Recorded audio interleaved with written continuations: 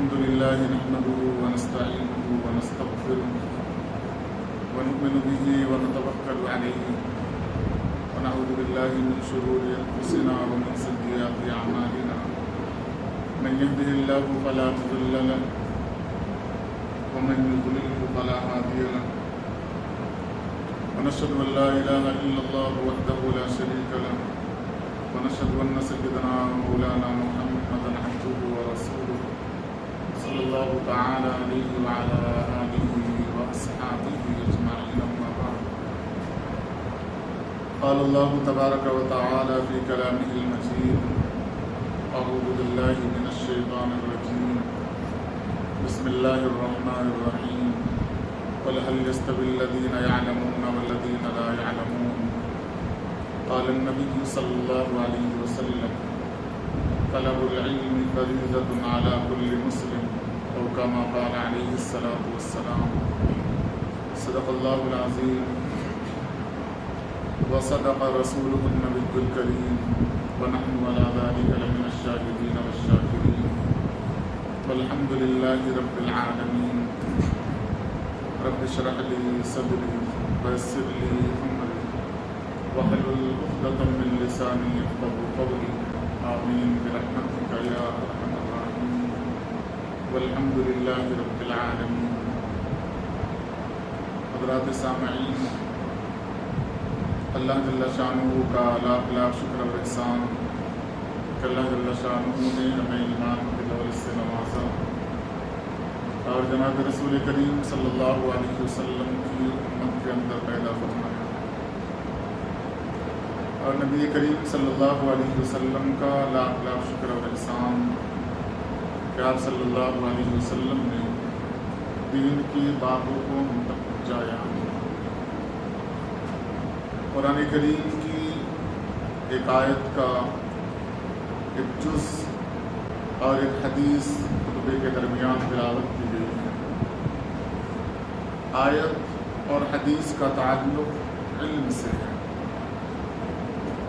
عید الاضحیٰ سے قبل علم سے متعلق کچھ باتیں عرض کی گئی تھیں۔ یہ جو گزشتہ مہینہ گزرا ہے وہ طلباء کے چھٹیوں اور تعطیلات کا زمانہ تھا۔ اسی زمانے میں علم کے اوپر گفتگو ہوئی تھی کہ علم کتنا ضروری ہے۔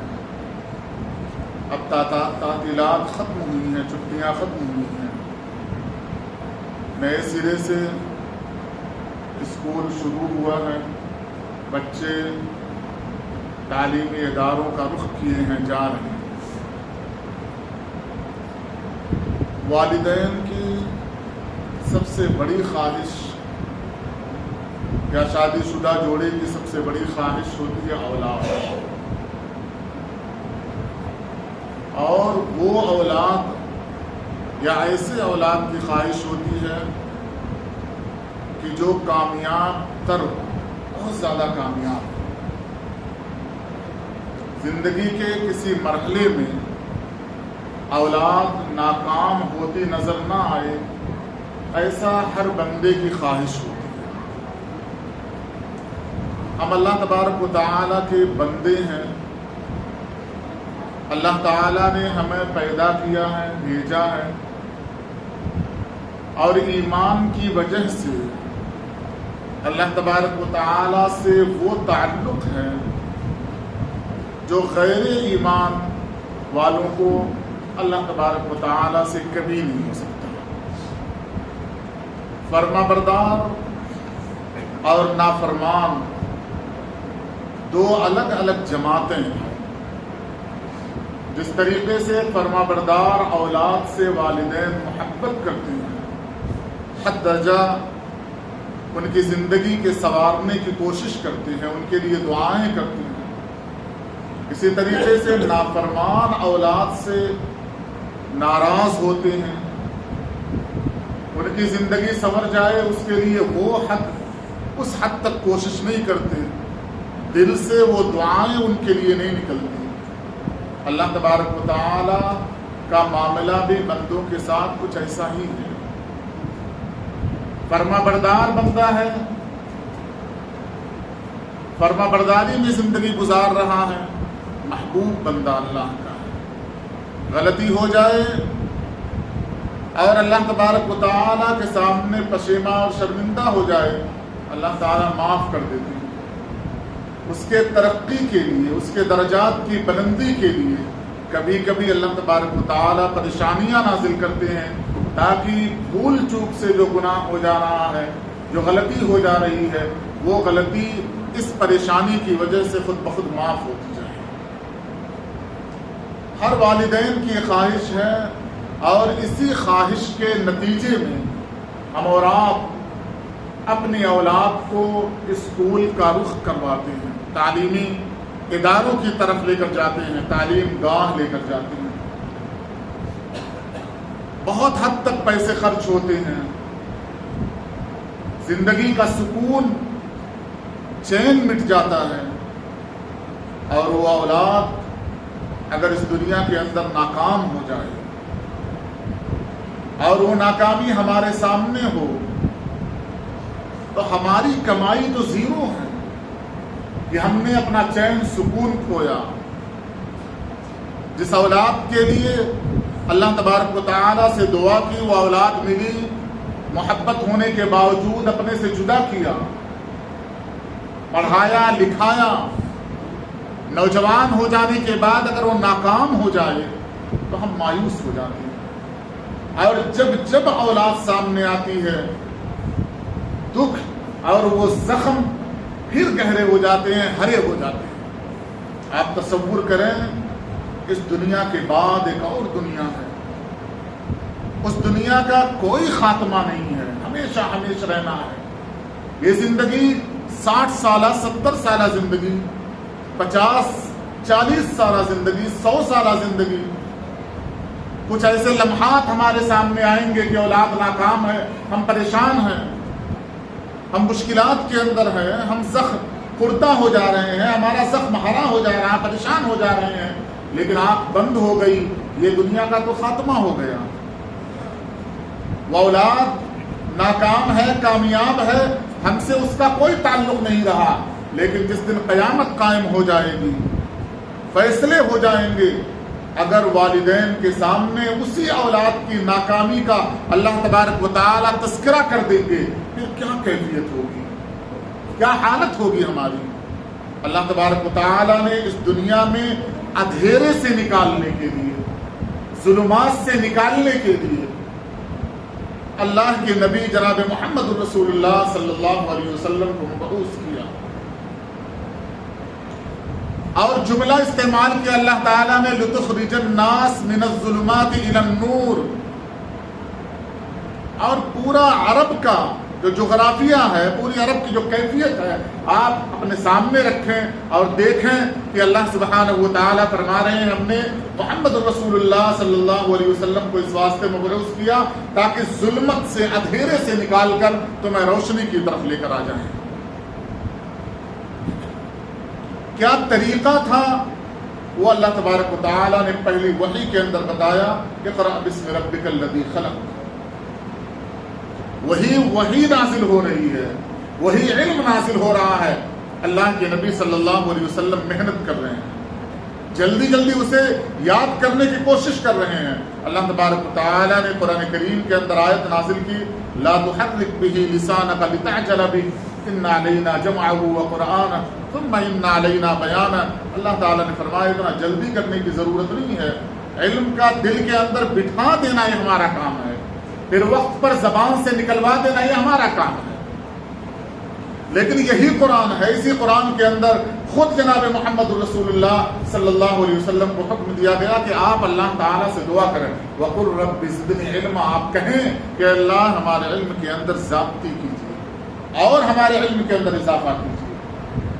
تو اللہ کے نبی صلی اللہ علیہ وسلم جن کی پوری زندگی ہمارے لیے اسوہ ہے، راستہ ہے، زندگی گزارنے کا طریقہ ہے، اسی نبی جناب محمد رسول اللہ صلی اللہ علیہ وسلم کو اللہ تبارک و تعالیٰ نے امی، پڑھے نہ لکھے نہ ہونے کے باوجود وہ علم دیا جو علم اللہ کے بعد سب سے زیادہ علم تھا۔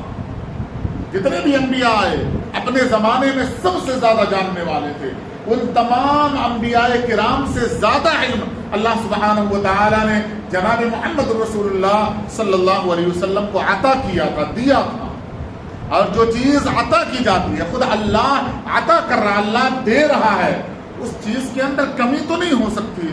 پھر اللہ تعالیٰ نے یہ کیوں کہا وَقُلْ رَبِّ زِدْنِي عِلْمًا، آپ مجھ سے دعا کریں کہ میں آپ کے علم کے اندر زیادتی کر دوں، آپ کو مزید علم دے دوں. دراصل ہمیں سبق دینا تھا، ہمیں درس دینا تھا کہ ہم جتنا علم حاصل کریں علم کے حصول کے بعد اللہ تبارک و تعالیٰ سے دعا کریں. میں نے بقرہ عید سے پہلے اس موضوع کے تعلق سے چند باتیں عرض کی تھی، جن میں سے ایک بات یہ تھی کہ معلم کیسا ہونا چاہیے، پڑھانے والا کیسا ہونا چاہیے، اس پر تھوڑی سی گفتگو ہوئی تھی. پڑھنے والا کیسا ہونا چاہیے. ہم طالب علم ہیں، زندگی کے آخری سانس تک انسان طالب علم ہے، سیکھنے والا ہے، اور سیکھنے کی وہ کیفیت ہوتی ہے، وہ تصور ہونا چاہیے کہ مجھے یہ نہیں آتا، مجھے یہ نہیں معلوم ہے، مجھے جو چیز بتائی جا رہی ہے وہ میرے لیے نئی چیز ہے.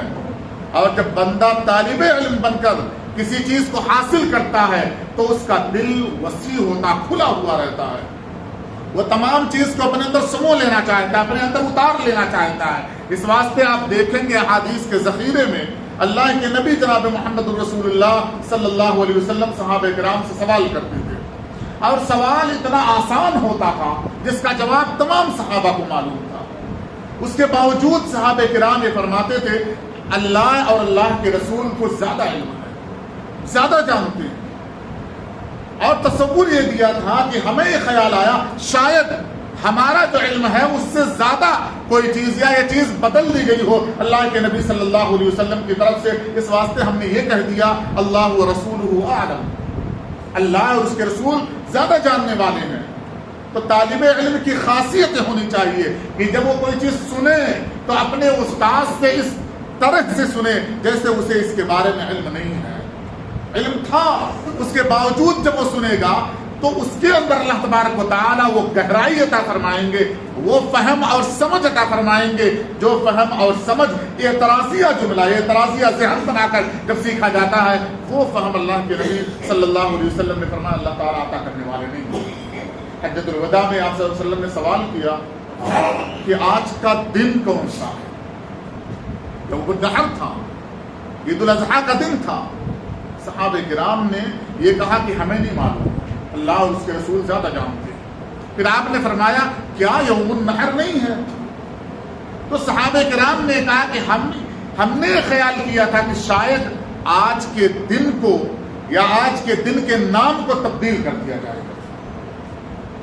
یہ نہیں کہا آپ نے بڑا آسان جملہ کہہ دیا، ہمیں تو پتہ ہی تھا. اس کو آسانی سے نہیں لیا، اس کو بہت توجہ کے ساتھ سنا اور تصور دیا. ہم نے اس واسطے یہ کہا تھا کہ ہمیں یہ خیال آیا تھا شاید اس کا علم، شاید اس کی چیز کو بدل دیا گیا ہو.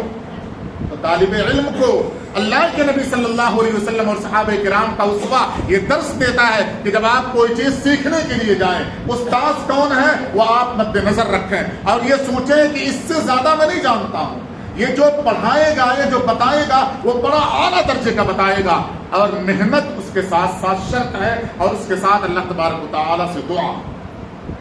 آپ دیکھیں حضرت ابو ہریرہ رضی اللہ تعالیٰ بوڑھے صحابی، ضعیف صحابی ہیں، بڑھاپے کی عمر میں ایمان قبول کیا. سب سے زیادہ روایتیں حضرت ابو ہریرہ رضی اللہ تعالیٰ عنہ سے ہیں. وہ در نبوی کو چھوڑتے نہیں تھے. اتنا حدیثیں بیان کرنے کے باوجود ایک بار اللہ کے نبی صلی اللہ علیہ وسلم سے شکایت کی کہ اللہ کے نبی مجھے بھولنے کی شکایت ہے، میں بوڑھا ہوں، مجھے بھولنے کی شکایت ہے، آپ میرے لیے دعا کریں. اللہ کے نبی صلی اللہ علیہ وسلم نے اپنے ہاتھ سے جیسے کوئی چیز غلہ اٹھا کر یا کوئی چیز اٹھا کر دیا جاتا ہے، چادر مبارک کا چادر پھیلایا. حضرت ابو ہریرہ رضی اللہ تعالیٰ عنہ نے آپ نے یوں اٹھایا اور چادر کے اندر سمیٹ دیا اور سینے کے اوپر کہا اس کو استعمال کر لو، لگا لو سینے سے. پھر حضرت ابو ہریرہ رضی اللہ تعالیٰ عنہ فرماتے ہیں کبھی بھولنے کی شکایت نہیں.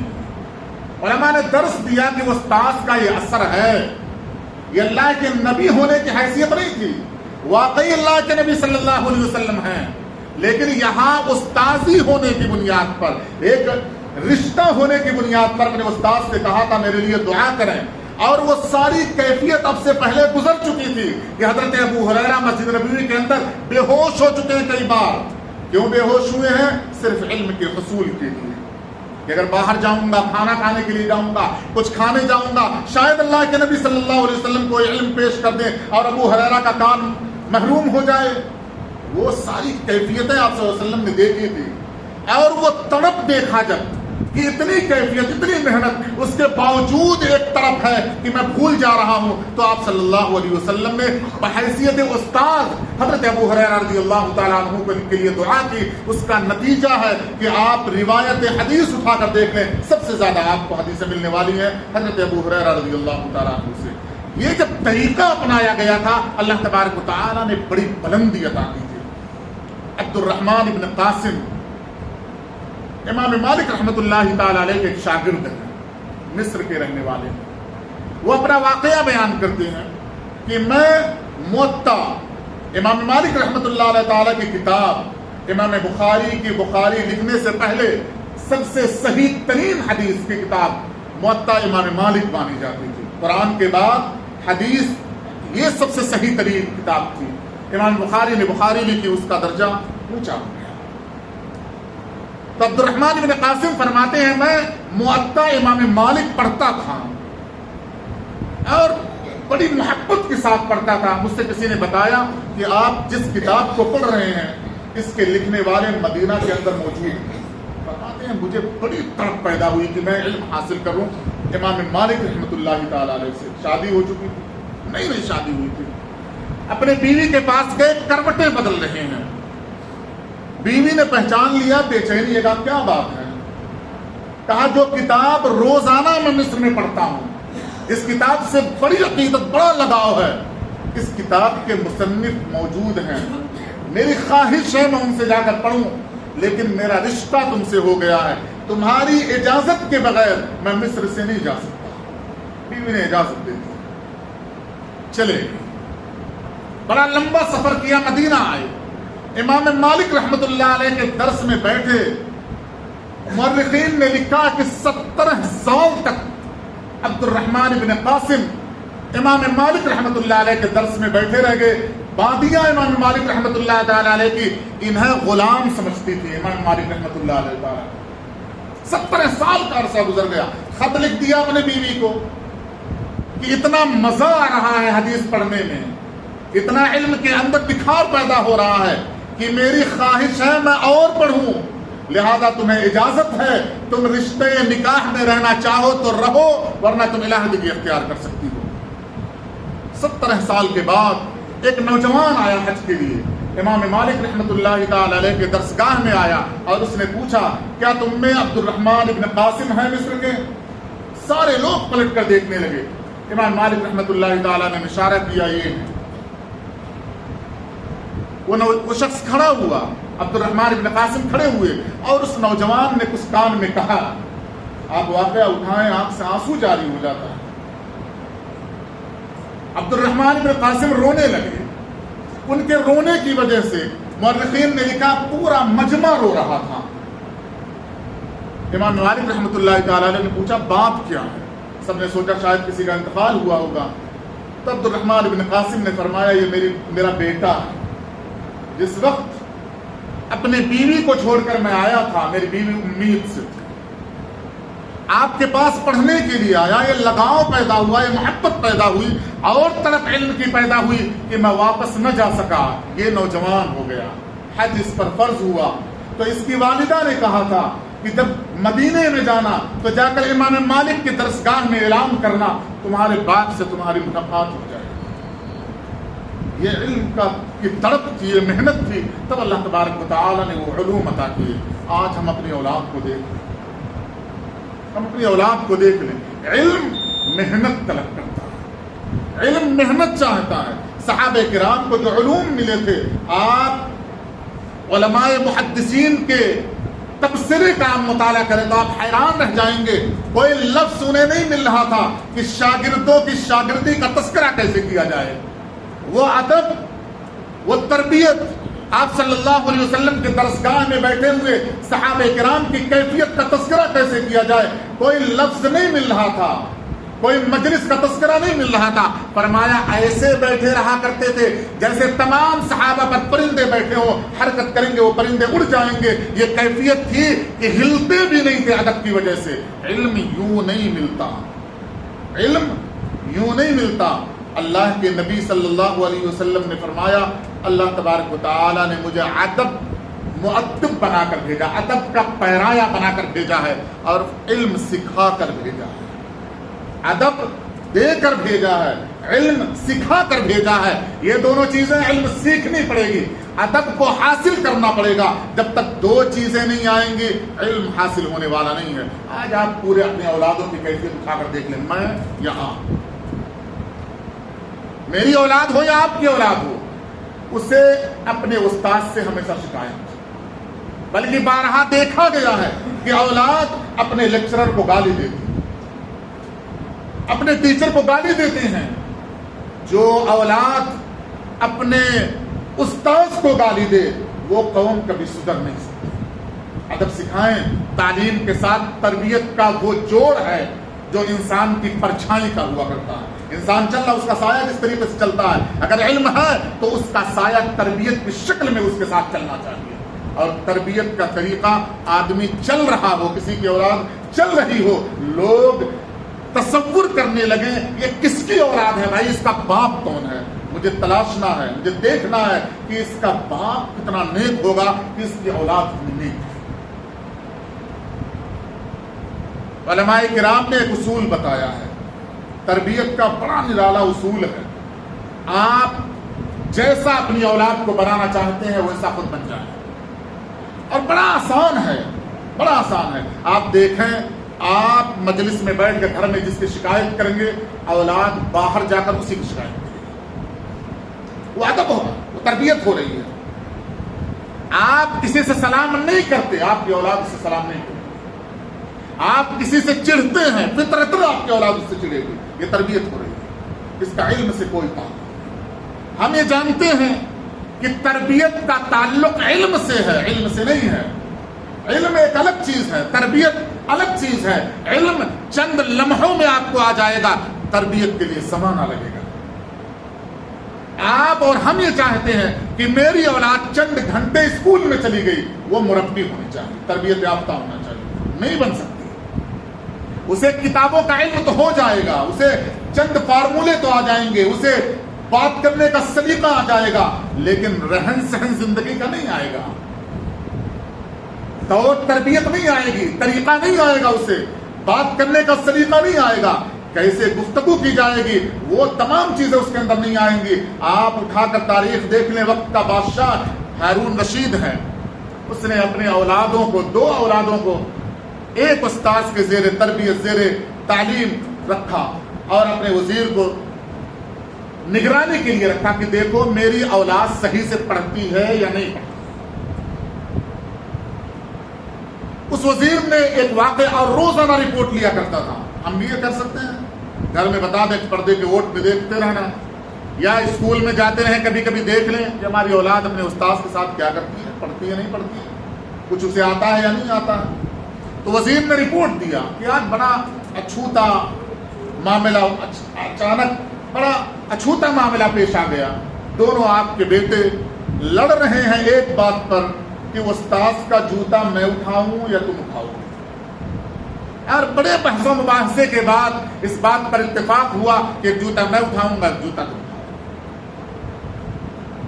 تو استاذ کو بلایا اور کہا ایسا واقعہ پیش آیا. کہا کہ دنیا کے اندر سب سے عزت والا کون ہے؟ تو بادشاہ کو سب آپ ہی عزت والے ہیں.